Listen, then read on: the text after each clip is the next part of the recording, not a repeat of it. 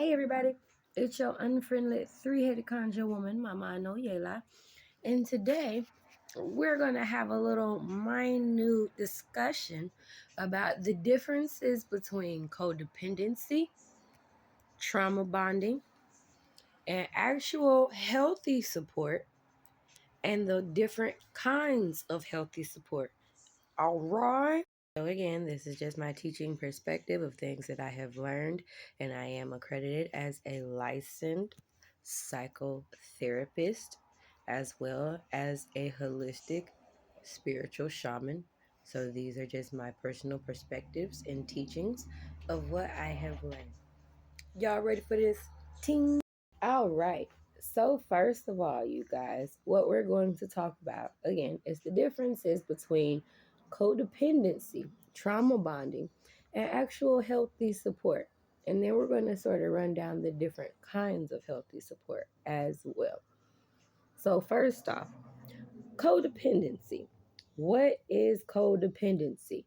So when you are in a codependent relationship or you are dealing with someone who is facing codependency, this is when you are deliberately depending on somebody else for emotional reliance, okay? And what that emotional reliance could mean is if somebody's addicted to drugs, pain, not being alone, which is a big one. A lot of y'all be sitting out here screaming, I'm tired of being alone. You stuck in a relationship with somebody that you technically did not really want to be with or see long term with. You just really wanted somebody to fill that place and space to make you feel good because you are addicted to having that emotional attention. That is your emotional reliance on having a codependent relationship. You are relying on somebody else for that emotional support and dependency. Our next one is trauma bonding. This is the one that everybody is running around screaming about right now with, oh my God, y'all are trauma bonding. Stop trauma bonding. You're trauma bonding. That's trauma bonding. So let's actually get into what trauma bonding is. So when you are choosing to have a trauma bond with somebody, this is literally somebody who has developed or developing an unhealthy attachment to the abuse that they have witnessed or been through, or they have now developed an unhealthy attachment to the abusers themselves. This again is where a lot of our unhealthy relationships come from. But you again don't have to just be addicted to somebody who's abusive, but the abuse can also be an unhealthy trauma bond to, say, for instance, somebody who was sexually abused or something of that nature, or if somebody was on drugs or dealing with alcohol. And a lot of the times when people are going to AA meetings and stuff, the point of you going to deal with that trauma is ultimately to have a solution, not to sit around and have a pity party about it. Unfortunately, a lot of you guys like to sit around and talk about your traumas with no real solution on how to get out of the problem or how you have alleviated the pain from the trauma. Henceforth, creating a trauma bond with other people that have also experienced that same trauma, situation, or circumstance, but also have not found a solution to their trauma either. So now y'all both are sitting here exchanging war stories, horror stories, or whatever the case may be, which is allowing you both to be trapped into that emotional state and perspective without actually finding the truths of the solution of how do you come out of the trauma or how do you heal the trauma. A lot of the time when people are trauma bonded, such as with Stockholm syndrome, this is where they literally begin to protect their abuser, or they feel a sense of loyalty to that abuser. Or for instance, sometimes you may even have people that have enjoyed a certain kind of abuse but feel shamed about that abuse. So what a lot of people have learned to do is sort of taken their preferences and turned them into something else. Now, what about people that are into kink and BDSM and things of that nature? Technically speaking, BDSM was supposed to put you back in a position of power after you had been traumatized from losing a lot of that with whatever situation that was being said.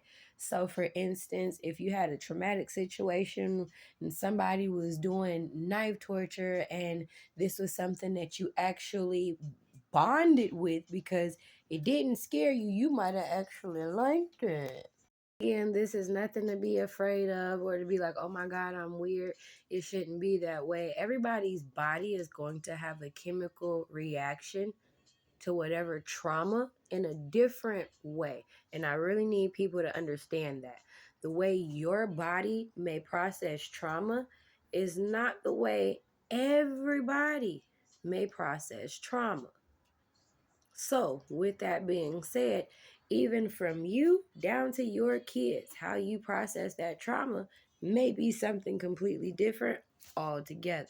At the end of it, you have to realize and understand no matter what you are going through, that trauma ultimately will alter your physical body chemistry. You will not think the same afterwards. You will not believe the same afterwards. And you physically will not move and react the same after that trauma. Now we're going to move into some kind of actual healthy support, okay? So what is some healthy support? Healthy support systems are people that hold you accountable and responsible. They gonna listen to your situations, your circumstances, understand that you done got into some shit with some shit on some shit, and now we gonna help you fix the shit. We can't do it for you, but what we can do is offer you some situations with some circumstances, and either you gonna listen to the opinions or you're going to listen to the guidance that's given, or you're not. We can't force you. We only a guide. It's like a GPS. Either you're going to listen to the directions on the GPS or you're going to say, nah, I got this. That time, we really hope and pray you do got it, because 9 times out of 10, a lot of y'all don't have it. Now, this where the different kinds of healthy support, when you are asking for people to support you, again, this is where the different kinds of support come into play. So number one, there is emotional support. Emotional support is literally where you are looking for that brief encouragement, or you are looking for some kind of empathy. Empathy, not sympathy, empathy. You are looking for someone to relate to you on that aspect and sort of give you a solution to that emotional problem or that emotional state that you are in. Next kind of support is informational support. Informational support is literally dealing with some kind of information that may help you in the support that you need. So, for instance, if you are somebody that is realizing that you may be bipolar, you may actually do have a lot of these mental off balances that are throwing your physical life off, it may behoove you to take on the informational support of going to see a holistic therapist or going to see a support group or engaging in some kind of something to get you back into that support that you need to get out of that trauma. The next kind of support is tangible support. Tangible support is literally when people see a need and feel a need. What is see a need and feel a need? So, for instance, you may see a bunch of kids outside playing, and they may have kicked their ball into the street, and the street is busy. And it is just your first instinct to go run into the street before the kids do to stop the traffic so that you can get the ball before the kids get hit. That's tangible support. Saw a need, feel a need. Another one is if you see homeless people out and if you feel that urge to give money, or instead of giving the money, you say, hey, I'll buy you your meal, or I'll put you up in a hotel. That's see a need, feel a need. That's tangible support. And a lot of the time, a lot of y'all be getting that tangible support and you don't like the way that it comes. A lot of y'all be asking people, can I move in with you? Can I stay with you? But because it's not the support that you want, it's the support that's given, that is tangible at that point in time. A lot of y'all be sort of biting the hand that be feeding y'all, from y'all parents on down to everybody else. The next one is affirmational support. Affirmational support is where respect is recognized for effort. So if you know for a fact somebody has been working their ass off, doing a degree program, studying, pulling hours, or even just busting their ass, taking care of home, making sure the kids is good, making sure food is good, making sure the house is clean. This is called affirmational support.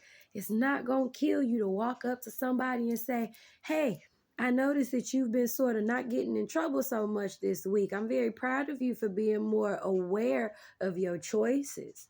That small affirmational support to a kid goes a long ass way. Or even telling somebody who feels that they have no contribution or no support. Remember all of the artwork and things that you did? Those go a long way. So, don't trip.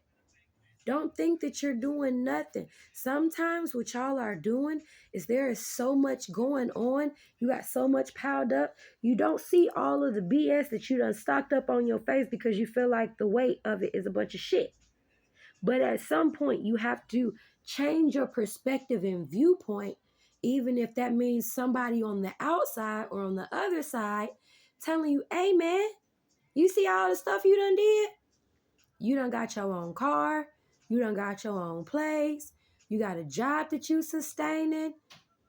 You saving money. And you not dead and in jail. A lot of people your age can't say that right now. And quite frankly, a lot of people need that kind of affirmational support. And that is also something that a lot of you guys need to start giving yourselves. You cannot ask for support when you are not supporting yourself mentally, physically, spiritually, or emotionally. And last but not least, you guys, the last kind of support is belonging support. What belong support is, or the support of belonging, means you are now supported by your place and space in a community. Sometimes people will be like, well, I don't fit in my family or I don't fit in my job. That is because, again, you have to change your perspective of the support that you are giving in that system. When you are looking at a clock, there isn't one cog that goes, what? I'm the cog that makes the whole clock run. No, that's not how it goes. But if that one clog was to stop, you would see how the support of the entire clock starts to break down. The same way works with a community. One person can sort of make or break or tear down.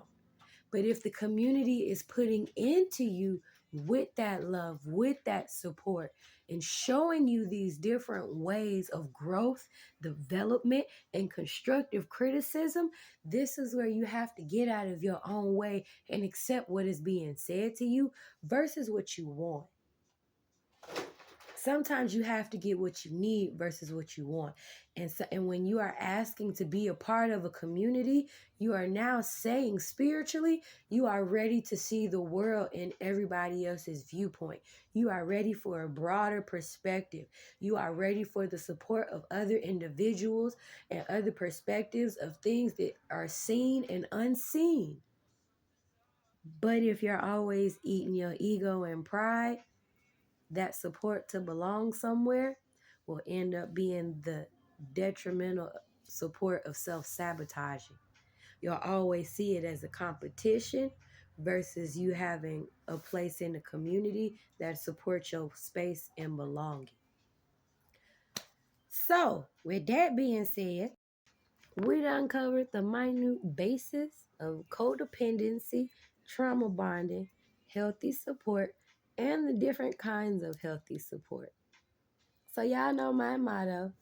Namaste, everybody. But no, I'm going to stay the fuck over here. Holla.